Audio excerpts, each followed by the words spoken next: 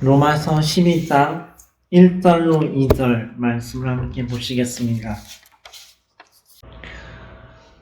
함께 읽겠습니다.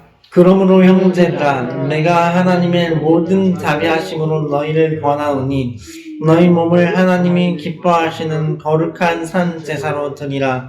이는 너희의 드릴 영적 예배니라. 너희는 이 세대를 본받지 말고 오직 마음을 새롭게 함으로 변화를 받아 하나님의 선하시고 기뻐하시고 온전하신 뜻이 무엇인지 분별하도록 하라. 잠시 제가 기도하겠습니다. 살아계신 하나님, 로마서 12장 1절 2절을 본문으로 우리에게 필요한 하나님의 음성을 듣고자 합니다. 전하는 자에게 성령으로 충만하게 역사해 주시고 듣는 모든 사람들에게 하나님의 성령으로 감동시켜 주옵소서.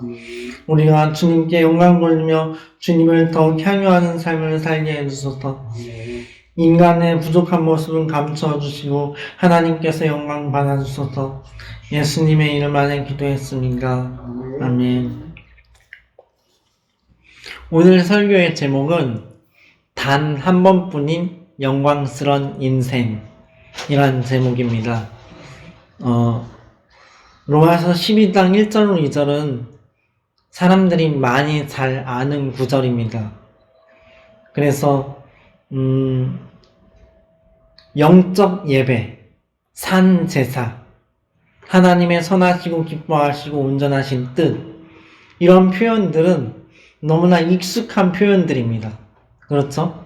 우리가 많이 듣고 또 활용하기도 하는 그런 표현들인데, 오늘 이 설교로 택하여서 우리에게 정말로 우리가 들어야 할, 우리 삶의 일상에 또 변화되어야 할, 그리고 무엇보다도 어떤 행동 수정보다 우리의 내면 깊숙한 곳에서부터 정말 어떤 변혁, 본질적인 변혁이 일어나야 될 그런 부분들에 대해서 성령께서 깨우쳐 주시고 고쳐 주시고 정말 온전케 해주시는 역사가 있기를 바랍니다. 제가 정신과 약을 먹고 있어서 부작용 때문에 발음이 좋지가 않습니다. 양해해 주시고 들어주시면 감사하겠습니다. 이 세상에서 지혜롭다는 사람들은 어떤 사람들을 뜻하는 걸까요? 이 세상에서 지혜롭다는 사람들, 감정에도 잘 흔들리지 않고, 윗사람이나 아랫사람이나 동료들도 잘 추스르고 챙기고, 또 일을 처리하는 데 있어서 야무지고 아주 총명하게 잘 처리를 하고, 또 경제적으로도 관리를 잘하고, 그리고 잘 벌고, 그쵸? 그리고 남자라면 정말 이 사람과 결혼하고 싶다 할 수 있을 만한 여성상, 여자라면 정말 이 사람과 결혼하고 싶다 할 만한 남성상, 혹은 정말로 동경스럽다, 이 사람과 꼭 친해지고 싶다 하는 그러한 어르신, 그러한 중년, 그러한 사람들이 아무래도 지혜로운 사람이 아닐까 합니다. 성경은 지혜로운 사람에 대해서 여러 가지로 설명을 하고 있는데, 예를 들면 지혜로운 자는 사람을 얻는다, 지혜로운 사람은 사람을 얻는다, 생명나무다, 그런 표현도 있고요. 지혜롭게 행하는 자는 구원을 얻을 자다, 자기의 마음을 믿는 자는 미련한 자다, 그리고 지혜로운 자는 두려워하여 악을 떠나지만 미련한 자는 스스로 믿느니라, 그런 잠언의 여러 구절들이 있습니다. 솔로몬 기억하시죠? 솔로몬은 하나님께서 그에게 직접 지혜를 부여하신 사람이었습니다. 솔로몬 이전에도 그런 사람이 없었고 솔로몬 이후에도 그만한 사람이 없을 것이었습니다. 성경에 그렇게 써 있어요. 그러니까 엄밀히 말하면 솔로몬보다 더 지혜롭게 해주소서 하고 자녀들에게 안수기도를 한다면 이게 성경에 빗나가는 기도가 되는 겁니다. 솔로몬만큼 지혜롭게 하옵소서, 이것도 엄밀히 말하면 성경이 빗나가는 기도가 되겠죠. 솔로몬처럼 지혜로운 자가 되옵소서. 그래야 맞는 기도가 되는 것 같습니다. 별거 가지고 그 트집 잡는 건지 모르겠지만 솔로몬은 하나님께로부터 지혜를 부여받았습니다. 그가 성령의 감동하심으로 성경의 전도서 그리고 잠언을 기록을 했는데 성경의 전도서에 보면 5장 18절 19절에 제가 읽어볼게요. 이렇게 써 있습니다. 사람이 하나님의 주신 바 그 일평생에 먹고 마시며 해 아래서 수고하는 모든 수고 중에서 낙을 누리는 것이 선하고 아름다움을 내가 보았나니 이것이 그의 분복이로다. 어떤 사람에게든지 하나님이 재물과 부요를 주사 능히 누리게 하시며 분복을 받아 수고함으로 즐거워하게 하신 것은 하나님의 선물이라. 이렇게 말하고 있어요. 우리에게 각각 일이 있잖아요. 주부는 집안일이 있고 또 자녀들을 챙기고 가정을 돌보아야 될 책임이 있고 또 뭐 회사나 사회에서 나가서는 우리의 직임이 있고 우리가 해 나가야 될 일들이 있고 또 교회 안에서 일하시는 분들도 교회를 세우고 성도를 돌보고 또 기도하고 말씀하는 것에 전무할 책임이 있고 그런 우리의 일들이 하나님이 하늘로부터 부여하신 분복이고 선물이라는 것입니다. 그 일 자체가 우리를 즐겁게 하고 우리를 누리게 하는 그런 선물이라는 거예요. 전도서에 또 이런 표현이 있습니다. 부유한 사람들은 자기 부 때문에 걱정돼서 누가 도둑이 훔쳐갈까? 요즘 같으면 주식이 떨어질까? 부동산이 떨어질까? 너무 걱정돼서 잠을 못 잔다는 거예요. 부유한 사람들은 그 부 때문에 잠을 달게 자지 못하지만 하루 벌어서 하루 먹고 사는 노동자는 잠을 달게 자느니라. 제가 그걸 경험한 적이 많아요. 저는 일용직 물류회사에 다녔는데 하루 종일 노동하고 돌아오면 한겨울에도 막 땀이 막 젖도록 흐릅니다. 굉장히 격렬하게 운동을 하듯이 일을 하는 거죠. 그러고 나면 완전히 파김치가 돼갖고 태워다 주는 차에 그냥 편안히 앉으면 운전 다 해줘요. 그럼 타고 옵니다. 그럼 집에서 어머니가 해주신 밥 먹고 샤워하고 그냥 파김치가 돼서 침대에 누우면 곧바로 골아 떨어져요. 유튜브 한두 영상 보고 나면 바로 잠이 듭니다. 아침까지 깨어나질 않습니다. 그렇게 달게 잡니다. 고단하죠. 그렇지만 잠을 달게 잔다. 이것을 표현한 것입니다. 우리는 남들이 다 부러워하는 거라고. 남들이 그거 다 막 엄청난 거라고. 진짜 그거 다 위대한 거라고 바라볼 때 우리는 그것들을 부러워하지 않을 수 있어야 돼요. 어디 표현으로 부러우면 지는 겁니다. 남들이 다 부러워하는 것대로 우리가 부러워하지 말아야 돼요. 여우와 포도원이라는 이야기가 있습니다. 한 포도원에 포도가 많이 맺혔어요. 근데 포도가 저 높이 맺힌 거예요. 근데 저 높은 곳에 있는 포도를 가장 실하게 잘 열려 있어서 그것을 차지하려고 여우들이 경쟁이 붙었습니다. 막 아래서부터 막 올라가려고 포도에 다 들러붙은 거예요. 그런데 어떤 한 여우가 다른 여우들을 짓밟고 막 필사적으로 올라가서 정상에 올랐어요. 그래서 모든 여우들이 보는 앞에서 나 올라왔다 봐라 하면서 포도를 따갖고 입에 한 입 넣었어요. 근데 이게 웬일이야. 맛있는 포도인 줄 알았는데 너무 신 거예요. 너무 맛이 없고. 근데 지금까지 자기가 올라오면서 노력한 게 있고 자기를 우러보며 부러워하는 여우들이 있어갖고 연기를 했답니다. 아 맛있다 짭짭짭짭. 그 연기를 했다는 거예요. 그런데 이제 또 다른 여우가 그 여우를 내팽개치고 짓밟고 올라가갖고 또 다른 여우가 정상에 서서 모두의 부러움을 한 몸에 받으면서 포도를 따갖고 또 먹은 거예요. 어땠겠어요, 맛이? 너무 시고 너무 맛이 없는 거예요. 그런데 또 쳐다보는 눈들이 있으니까 또 연기를 합니다. 아, 맛있다, 냠냠냠. 이 여우와 포도원 이야기입니다. 정상에 올라가 봐야 별거 없다는 거예요. 억만장자 백만장자 돼봐야 별거 없다는 거예요. 오히려 근심만 더하고 고통만 더한다는 겁니다. 요한일서 2장 15절에서 17절은 이렇게 이야기합니다. 한번 찾아볼까요? 요한일서 뒤쪽에 있습니다. 요한일서 2장 15절에서 17절.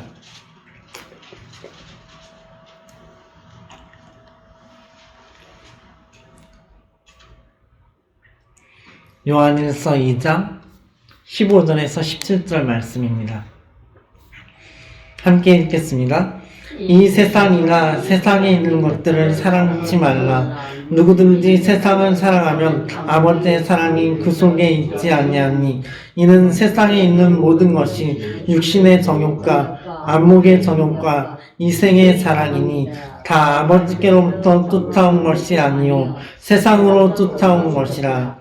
이 세상도 그 정욕도 지나가되 오직 하나님의 뜻을 행하는 이는 영원히 거하느니라. 아멘. 이 세상의 기준은 세속적이고 마귀적입니다. 우리는 모두 다양하게 창조되었어요. 어떤 사람들은 이걸 잘하고 어떤 사람은 저걸 잘하고 어떤 사람은 이런 포근함이 있고 어떤 사람은 이런 진취적인 면모가 있고 다들 각자 다양하게 그 모습 그대로의 본질상이 아름다운 그러한 특징이 있어요. 우리는 하나님의 형상을 닮은 존재이기 때문입니다. 그런데 세상은 한 가지 몇 가지 잣대로 사람들을 줄 세웁니다. 얼마나 돈이 많은가? 얼마나 인기가 많은가? 얼마나 외모가 뛰어난가? 얼마나 실력이 있나? 그런 식으로 세상의 잣대로 우리를 줄 세운다는 거예요. 그런데 우리는 그런 비본질적인 잣대로 평가될 만한 대상이 아니라는 것입니다. 우리는 하나님의 형상대로 각자의 특징을 갖고 있는 존귀한 그런 인간이란 존재라는 거예요. 우리는 세상의 기준으로 타인과 자신을 바라볼 것이 아니고 하나님의 그 사랑으로 하나님의 그 기준으로 타인과 자신을 바라볼 수 있어야 하는 것입니다. 이방인의 사도로 헌신했었던 사도 바울, 이전의 이름은 사울, 이스라엘에 예수님 믿던 사람들을 잡아가두고 죽이던 일을 했던 핍박자 사울이 변하여 바울이 되고 이방인을 위한 사도로 부르심을 입었습니다. 그의 삶을 우리가 얼마나 고통스러운지 다 알 수 있을까요? 이 동네에서 복음을 전파하고 기적이 일어나고 그러면 또 막 박해가 일어나고 죽이려는 사람들이 쫓아오고 그래서 저 동네로 피신하면 또 그곳에서 복음의 열기가 있고 하나님의 말씀을 전하고 또 사로잡힌 후 태장을 맞고 막 갇히고 줄이고 목마르고 그리고 겨우 풀려나면 또 박해하는 사람들 죽이려는 사람들이 있고 또 요 동네로 피하여서 여기서 또 복음을 전하고 정말 쫓기는 삶을 살았죠. 안전하지 못한 삶, 누리지 못한 삶을 살았습니다. 그런데 그 사도 바울이 오늘 본문을 이렇게 기록한 거예요. 그러므로 형제들아 내가 하나님의 모든 자비하심으로 너희를 권하노니. 사도 바울이 그의 삶으로부터 권하는 그런 메시지인 것입니다. 너희 몸을 하나님이 기뻐하시는 거룩한 산 제사로 드리라. 이는 너희의 드릴 영적 예배니라. 우리의 물리적인 보이는 몸을 드리는 것인데 그것이 영적 예배가 된다라고 설명하고 있는 거예요. 그리고 너희는 이 세대를 본받지 말고 이 현재 세대의 관습과 통론, 현재 세대의 그 모든 그 이해와 그들의 어떠한 질서를 따르지 말라는 거예요. 그것을 무시하라. 물살을 거슬러 오르는 연어들처럼 세상과 다른 삶을 살아라 라는 거예요. 왜냐하면 이 세상은 하나님께 순종하는 것보다 마귀에게 경배하기를 더 좋아하기 때문입니다. 이 세상이 본질상 하나님의 진노의 자녀인 악한 자의 아들들에 의하여서 움직여지고 있고, 그리고 악한 마귀가 그들을 통하여서 역사하고 있기 때문입니다. 너희는 이 세대를 본받지 말고 오직 마음을 새롭게 함으로 변화를 받아라. 하나님의 선하시고 기뻐하시고 온전하신 뜻이 무엇인지 분별하도록 하라. 사도 바울의 권면이에요. 성령의 충만함으로 말씀한 것입니다. 요한일서 5장 19절은 이렇게 이야기합니다. 또 아는 것은 우리는 하나님께 속하고 온 세상은 악한 자 안에 처한 것이며, 온 세상이 악한 자 안에 처한 거래요. 그러나 우리는 하나님께 속했대요. 우리는 어쩌면 이런 거예요. 온 세상이 깜깜한데 예수 그리스도의 그 성령의 불이라는 그 등불을 들고서 우리가 가는 곳마다 비추면서 가는 거예요. 비추면서 걷는 거예요. 그 빛을 비추어서 어둠을 몰아내고, 그리고 그곳에 하나님의 말씀을 심고 하나님의 나라를 건설해 가면서 질투하고 시기하는 곳에 화평함을 만들고 화목함을 만들고, 궁핍하고 가난한 곳을 구제하고 도움을 주고, 친절이 없고 사랑이 없는 곳에 우리가 사랑을 풀어내고 친절을 만들고, 우리는 그런 하나님의 빛을 어두운 세상 가운데 이렇게 등불을 들고 다니는 거예요. 또 우리는 영원한 목적이 있습니다. 하나님의 승리를 일구어내는 사명이 있는 것입니다.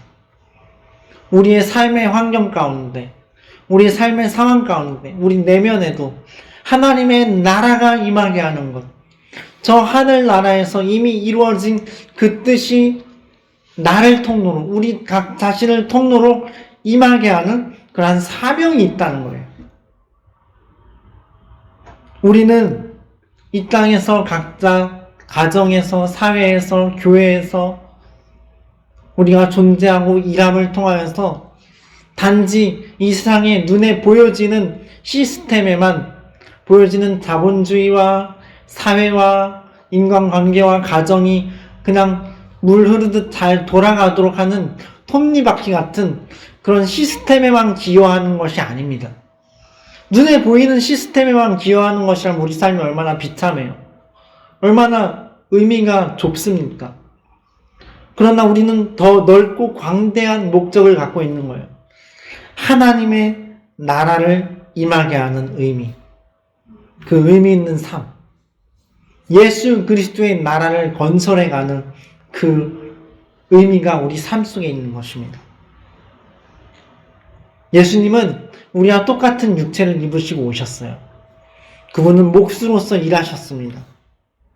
그분은 상처받으셨고, 그분은 아프셨고, 그분은 눈물을 흘리셨고, 그분은 기뻐하시기도 하셨고, 그분은 잠을 주무시기도 하셨고, 깨어나셔서 기도하기도 하셨고, 제자들과 인간관계를 맺기도 하셨고, 말 안 듣는 제자들, 믿음이 부족한 제자들로 인하여 탄식하기도 하셨습니다. 예수님은 우리 마음을 다 이해하셔요. 예수님은 우리를 모르시는 분이 아니에요. 충분히 이해하십니다. 우리는 이런 명령을 받았습니다. 항상 기뻐하라. 모든 일에 감사하라. 근데 우리가 이것을 잘 지킬 수 있나요? 우리로서는 부족한 거예요. 우리 자신 능력으로서는 도저히 안 되는 거예요. 하나님의 말씀에 순종하는 거예요. 그래서 내리신 특단의 조치가 바로 성령을 주시는 것입니다. 순종하는 삶의 원동력은 성령의 능력에 있습니다. 성령을 받아야 되는 것이지. 성령의 충만함을 늘 구해야 되는 거예요. 시편에 이렇게 나와 있습니다. 여호와와 그의 능력을 구할지어다. 여호와의 얼굴과 그의 능력을 항상 구할지어다. 하나님의 얼굴을 비춰주세요. 하나님의 능력을 부어주세요. 늘 이렇게 기도하시기 바랍니다. 하나님의 성령의 능력을 부어주세요. 하나님 나에게 얼굴빛을 비추어 복을 주세요. 이렇게 늘 기도하시기 바랍니다. 우리는 하나님께 붙어 있어서 가지가 나무에 붙어 있어서 진액을 공급받아서 열매를 맺듯이 우리는 하나님께 예수 그리스도께 붙어 있어서 살아가는 거예요. 열매를 맺는 겁니다. 거룩함, 그건 구별됨을 말합니다. 거룩함. 확고히 다른 면모를 보여주는 것입니다. 우리 안에 계신 그리스도의 빛이 우리로 하여금 자동적으로 그렇게 살아가게 만드셔요. 우리 안에 하나님의 씨앗이, 말씀이 심겨져서 자라있기 때문에 그 말씀으로 인해 우리가 범죄치 못한다 라고 요한일서는 말씀합니다. 그래서 우리는 더욱더 우리의 자유의지로 거룩하고 구별됨을 이루어가도록 노력해야 되는 거예요. 하나님께서 주시는 그 능력도 있고 우리가 노력하며 이뤄갈 책임이 있는 것입니다. 어떤 예화를 들려드릴게요. 어느 작은 마을에 어떤 농부가 있었어요. 노년의 농부였습니다. 그 노인께서 일을 하다가 저녁쯤 됐는데 갑자기 어떤 부담감이 마음에 왔어요. 교회를 위해서 기도해야 되겠다는 부담감이 오신 거예요. 그래서 일을 일찍이 마치고 헛간에 그 모든 농기구들을 갖다 넣어놓고 자기 방 안에 들어와서 집 안에서 옆에는 따뜻한 모닥불 난로가 타고 있고 옆에서 앉아가지고 하나님께 간절히 기도를 드렸어요. 교회를 위해서. 근데 그 시각에, 노인이 기도하는 그 시각에 교회에서 사람들이 모여서 기도회를 하고 있었어요. 근데 그 기도회에 하나님의 성령의 불이 떨어진 거예요. 이전과 같은 그냥 평범한 기도회가 아니라 죄를 통회하고 자복하고 서로 하나 되고 진심으로 사랑하고 그렇게 연합하고 회개하는 역사가 일어난 거예요. 이런 부흥의 역사는 하나님께서 부담감을 주셔서 중보 기도하게 하신 그 노년의 농부의 기도로부터 하나님께서 응답하심으로 온 거예요. 우리가 성령의 충만함을 구하고 연합하고 부흥을 구할 때 그런 놀라운 일은 일어날 줄로 믿습니다. 영혼은 가장 중요한 것입니다. 영혼을 잃어버리면 다 잃은 거죠. 그러나 영혼을 얻었다면 다 얻은 것입니다. 우리나라 옛 이야기 속에는 저승사자밖에 안 나와요. 죽을 때 데려가는 거 저승사자. 근데 유대인들의 옛 이야기는 천사들이 올 때도 있고 악마들이 올 때도 있다 이렇게 얘기한대요. 그러니까 유대민족들은 옛날부터 하나님을 알았으니까 아브라함도 예수님의 때 올 것을 보고 기뻐하였기 때문에 예수님을 옛적부터 믿고 구원받은 사람들은 천사에 끌려서 천국에 들어갔고 안 믿던 사람, 불순종한 사람들은 악마에 끌려갔는데 우리나라는 복음이 근현대에서야 들어왔으니까 옛 말들에 저승천사는 없는 거예요. 저승사자만 온 거예요. 다 지옥으로 데려가려고. 예수님이 없었기 때문에, 예수 그리스도를 믿지 않았었기 때문에. 근데 우리 역사책에 보면은 우리가 막 존경하고 높이는 그런 사람들 있잖아요. 예를 들어서 논계 같은 사람들, 적장 장수와 함께 손가락 10손가락에 반지를 끼고 이렇게 춤을 추다가 원수야 같이 죽자 이러고 적장 장수와 함께 바다에 몸을 던져서 장수를 그렇게 꺾은 그런 논계의 이야기. 나라를 위해서 희생했다 그렇게 드높이잖아요. 근데 영원한 기준에서 보면은 정말 너무 안타까운 거예요. 예수님이 그 일 때문에 우실 거란 말이지. 왜요? 지옥은 그 누구에게도 지혜로운 현명한 선택이 아니기 때문이다. 기독교는 영혼을 사랑하는 것을 제일로 하는 거예요. 나의 영혼이 잘 돼야 되는 거예요. 어떤 잘못된 자기 희생이라는 그런 프레임으로 영혼을 잃어버리면 안 된다는 거죠. 삼천궁녀 얘기도 그렇죠. 삼천궁녀가 적군들에게 희롱을 당하지 않기 위해 쳐들어왔을 때 몸을 던져서 다 이렇게 바다에 빠져서 죽었는데, 그것도 복음의 입장에서 보면 지혜로운 선택이 아니었죠. 우리 영혼이 살아야 되는 거기 때문에. 그래서 우리는 우리 영혼을 지극히 사랑해야 돼요. 아껴야 돼요. 영혼에 좋은 것을 먹이고 보고 듣는 것도 조심하고 이 세상과 구별된 삶을 살고 하나님께 헌신하고 봉사하고 그런 영혼이 잘 되는 그러한 삶을 살아야 되는 거예요. 예수님을 모르는 채로 죽어가는 사람들이 있다면 그 사람을 위해서 천국 갈 수 있도록 기도해 줄 수 있어야 되는 거예요. 예수님은 긍휼을 갖고 계십니다. 죄인들의 죄를 행함에 대해서 예수님은 눈물을 흘리셔요. 굉장히 서럽게 아주 억한 심정으로 아파하십니다. 복음을 외면하고 심지어 복음을 핍박하고 완악하게 구는 사람들에 대해서 예수님은 긍휼을 가지고 계셔요. 너무너무 안타까워하시고 슬퍼하십니다. 그게 우리 예수님의 마음이에요. 우리는 그런 예수님의 마음을 닮아야 합니다. 예수님의 그 긍휼, 영혼들을 향한 예수님의 그 지극한 사랑, 그것을 닮을 수 있어야 돼요. 그리고 우리도 그러한 긍휼로 품어야 돼요. 완악한 사람이라 할지라도, 죄인들, 범죄자라 할지라도 품어야 돼요. 우리가 그래야 정말 빛된 그리스도인이라 할 수 있지 않겠습니까? 우리가 예수님의 그런 긍휼의 마음을 품을 수 있기를 바랍니다. 그리고 성령님은 상처받으셔요. 우리의 불순종 때문에. 성령님은 상처받으셔요. 고통의 마음을 갖고 계셔요. 죄를 지을 때, 하나님께 순복하지 않을 때, 하나님의 뜻에서 멀어질 때, 우리 안에 살아계신 성령님은 상처받으셔요. 아파하십니다. 고통스러워하셔요. 그래서 우리는 항상 하나님이 기뻐하시는 일이 무엇일까? 이걸 고민하며 살아야 되는 거예요. 하나님이 기뻐하시는 일이 무엇일까? 우리는 어떤 일을 하고, 전도를 하고, 봉사를 하고, 찬양 인도를 하고, 또 구제하고, 효도하고, 선교하고, 그러한 일을 하기 이전에 하나님과 교제하도록 부르심을 받았습니다. 우리는 일꾼이기 이전에 예배자입니다. 일꾼이기 이전에 예배자.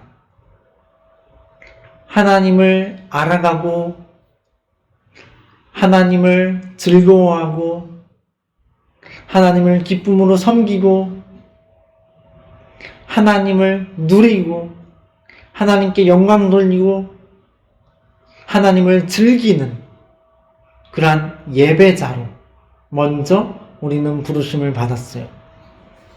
우리 인간의 존재 목적이 그것입니다. 하나님을 예배하는 것, 하나님을 찬양하는 것. 우리 성경을 한번 찾아볼까요? 이사야서 43장 21절입니다. 이사야서 43장 21절.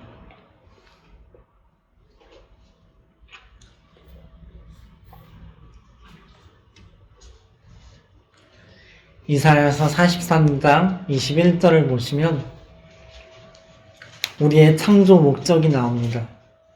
함께 읽겠습니다. 이 백성은 내가 나를 위하여 지었나니 나의 찬송을 부르게 하려 함이니라. 아멘. 우리의 창조 목적대로 우리가 위치를 되찾을 때 우리는 가장 행복하고 가장 기쁘게 될 것입니다. 우리의 창조 목적대로 하나님을 찬양하고 하나님을 예배하는 그 위치를 온전하게 회복할 때 우리는 가장 즐겁고 평안하게 될 것입니다. 하나님의 목적대로의 삶을 회복했기 때문입니다. 그래서 인간의 모든 문제들은 하나님을 예배하거나 예배치 않거나에 달려있는 거예요. 하나님과의 관계가 올바르면 모든 문제들이 해결되고 바르게 바로잡혀질 수 있어요. 그렇지만 하나님과의 관계가 무너지면 문제들이 생기는 것입니다. 하나님을 예배하는 예배자로서의 부르심 잊지 않고 그 위치를 회복하며 지키는 우리들이 되었으면 좋겠습니다. 이 시간에 잠시 기도할까요? 잠시 한 3분에서 5분 정도만 하나님께 다시 한번 우리 자신을 올려드리면서 하나님이 우리를 받으시도록 우리를 내어드리면서 그래서 우리가 다시 거룩하고 온전하게 세상과는 다른 삶을 살아가도록 하나님께서 토기장이가 빚듯이 하나님께서 우리를 다시 빚어주시기를 청원드립시다.